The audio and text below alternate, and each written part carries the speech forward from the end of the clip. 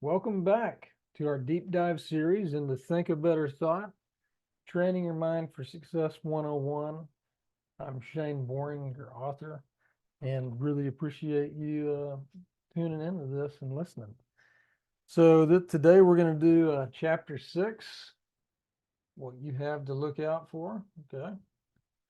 And some quick housekeeping.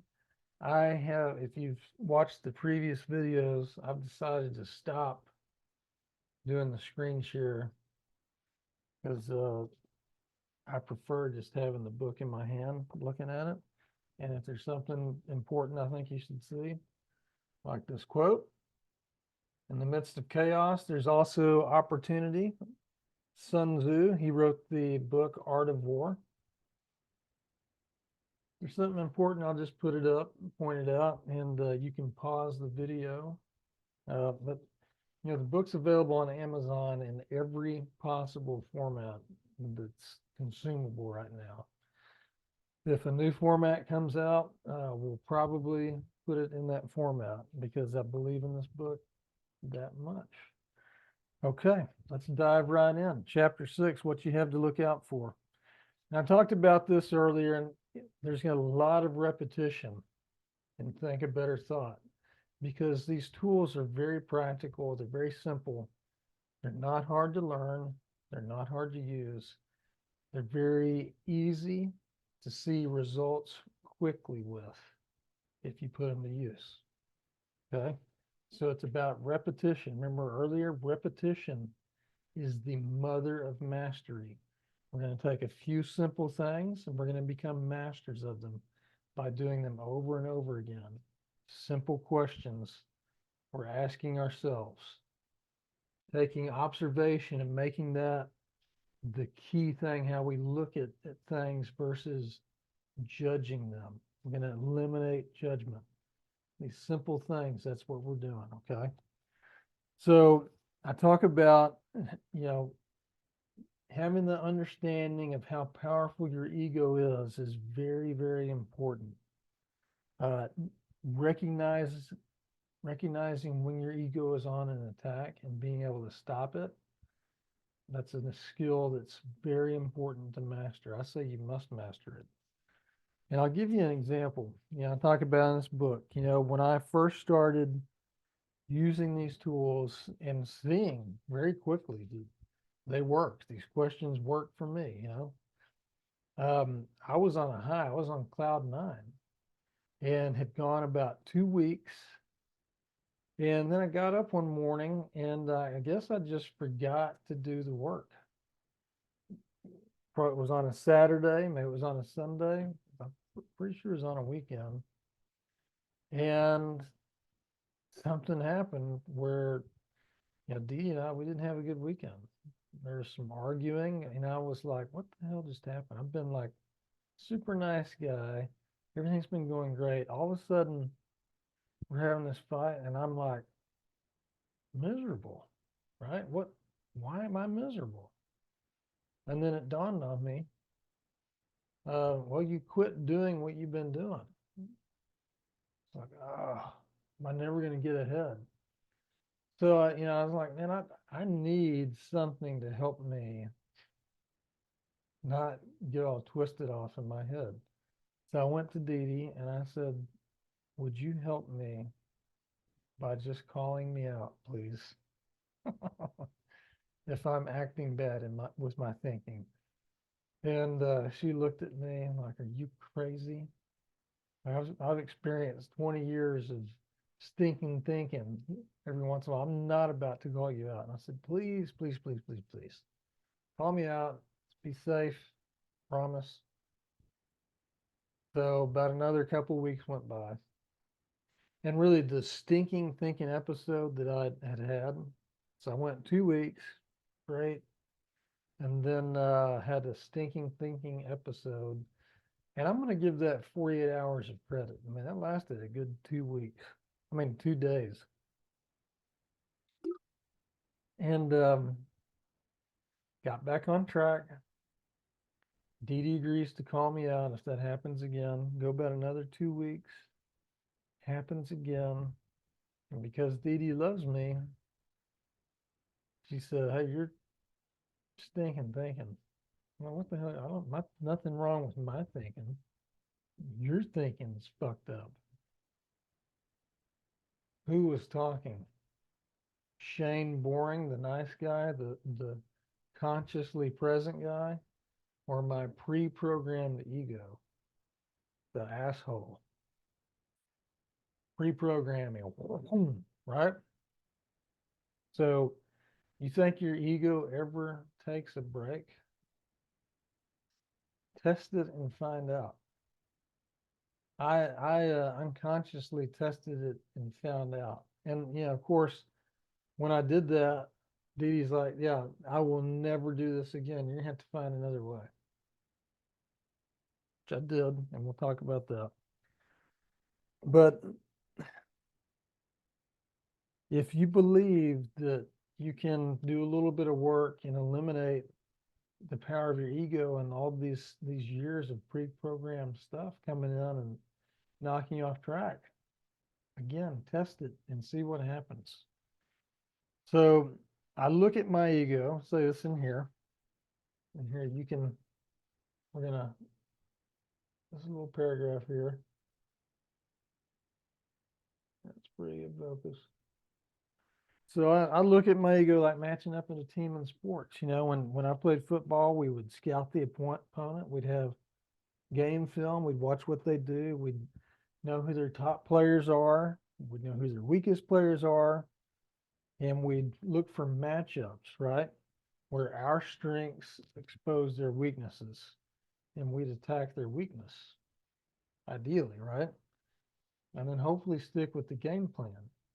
So when you look at matching up with your ego, kind of, I want to suggest a similar approach where you don't go after the strength of your ego, which is your ego knows everything about you. Okay? Everything. Because it's you. Don't match up strength with strength. Your ego will always win. You're not going to fool your ego. Okay? You just have to figure out how to do the work and recognize when it's jumping in. And then you got to figure out how to stop it. Okay, so here's a tool I'm going to give to you. And I did not come up with this tool. I got this tool from Dr. Joe Dispenza. And the suggestion is when you recognize a bad thought, a bad behavior, when you're in it right there and you recognize it, one word, change. So I'll give you an example. I recognize I'm driving through traffic, right? I'm in the left lane. I'm wanting to go a little quicker because I'm in the left lane, but there's people in the left lane. They're going slower than they should. They need to move over. There's a mile of open road in front of them in the left lane, but they're staying there. I can go nuts, right? I can choose to be an aggressive driver. I can start flashing my lights. I can start honking the horn. If I want to get really crazy, I can start flipping them off, right? Maybe I'm even doing that. And then I'm feeling anxious, aggressive. I can feel it in my stomach, the back of my neck, maybe a little angry, right? That ought to be a red alert. Whoop, whoop, whoop. You're not feeling right. Something's wrong. Thinking's off. If I've done the work, if I've prepared for this moment, I'm like, yes, my thinking's off. Change. Right there, that one word, change. Don't forget about it. If it's still there, change. Still angry at him, change. Tell yourself change until that pressure's off of you. I've said that word a lot, okay? Even, look, let's say it's hours later, okay? Hours later, and you're like, ooh, yeah, I wasn't very friendly in that store there, or boy, I sure was thinking the worst at that point, change, right? You can still say it and say change. You know why? Because your ego is bringing that memory back to you. Now, you may be someone who likes to review their day at the end of the day and add up all the wins and look at where you need work. That's a great place to say change too. It really is. You know, if you wake up and you're like, oh my God, I've got to do this today, boom, right there, change. Maybe write change on your mirror, little notepad. Okay. All right. We're going to go to our chapter summary now and our training exercise. So we'll let you pause. You could have paused there if you wanted to. All right.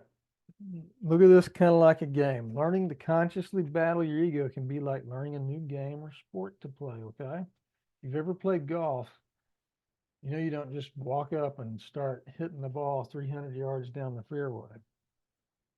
Okay. I practiced right thinking 2 weeks really hard. And then game day came and I forgot to warm up or something because I wasn't ready to play. And I had stinking thinking that overtook my whole weekend pretty much. It's always game day with your ego. Okay. And if you're not careful, it's a good chance your ego will give you a good old fashioned butt kicking like it did me. If that happens, you might want to quit. Don't push harder. You've recognized had a little problem here. Now we can correct it, right? You choose when game day is. Always be ready, always be alert. Practice, figure out what works for you, what helps you stay alert, and do that. Okay. Let's see what we got here on our training exercise now. Do a little inventory. It's a little inventory time. We got a little inventory theme here, right? It's time to clean out your closet. Make a list of all the things that you're done with in your life, your thoughts, habits, behaviors, relationships, beliefs. Ask yourself if it's healthy and loving for you to keep these things in your life. And for the things that you want to clear out for good, change, change, change. See yourself experiencing the opposite of what you want. It's a great exercise. You know, a lot of times people have a hard time figuring out what they want to have in their life. You know what's pretty easy though? Is identifying what you don't want. It's easy to be on the negative side. So in this case, you can use your negativity to create positivity by helping you get in a state where you can start writing down everything you don't like, you don't want. I mean, you can go back to that and you can nail all of those things with change. If you need to keep it with you and work on them for a while, work on them. Just like digging a hole or filling one up. Sometimes you got a big one. Takes a little more time. I had lots of big holes. All right, shall we go deeper? I'm just going to read this out. I think that'd be better. When you get that queasy feeling in your stomach from fear, or you get that headache from anger, this is the moment you need to counterattack with positive thinking. The physical feelings you have may be different from mine. Okay? They may not be in the stomach, they may be somewhere else. But you're given these feelings for a reason, to help you recognize when you need to make game time adjustments. Monitor those feelings. When you have that physical feeling, your job's to immediately act on it. If it's a negative feeling, you got to act on it right away. It may take you some time to learn to act right away. It did me, okay? So if it does, don't be hard on yourself. Don't judge. Give yourself a break. You've been hard enough on you for a long, long, long time, haven't you? I have, and I still am. It's embarrassing to say. I wish I was perfect, but I never will be. I've accepted that today. All right. Persist to act on monitoring your feelings. Persist to do this, even if it's a couple weeks later. And you recognize, ooh, I was feeling like that. That's a win for you if you do the work to change it. You may be completely justified in anger. You may be justified in frustration. If that happens, just simply ask yourself, if being angry, frustrated, or whatever negative state you're in is a benefit or a negative, and rather judge your feelings, just observe them. Have the expectation that you will get better and better and better and better and better and better at this exercise. Having the expectation of being perfect at controlling your ego, that's only going to create a big problem. I've been there, okay? Don't create the expectation of perfection. Progress, not perfection. You can get better, but being perfect, that's going to be hard. Say the word change out loud or find something similar to help you reset and regain control. Give yourself permission to learn and grow. Don't focus your thought on how often your ego is besting you. Focus on the success you're having by recognizing when, where, how, and why your ego is trying to steal the show. And by seeing that this recognition is a complete success in helping you stay in the present. It's big time, okay? Give yourself a break. Give yourself permission to learn and grow. Take it easy. What we got next time? Ooh, this is going to be a fun one. Chapter 7. When was the last time you helped? Or when was... All of a sudden, I'm having trouble talking. But my thoughts are magnificent. Trust me. When was the last time you let yourself daydream? That's chapter 7. That's going to be a fun one. We might have to move the camera around for that. Thanks for being with me today and sharing this. And I really, really hope that you're finding some ways that are making everything better for you. Don't forget, think a better thought.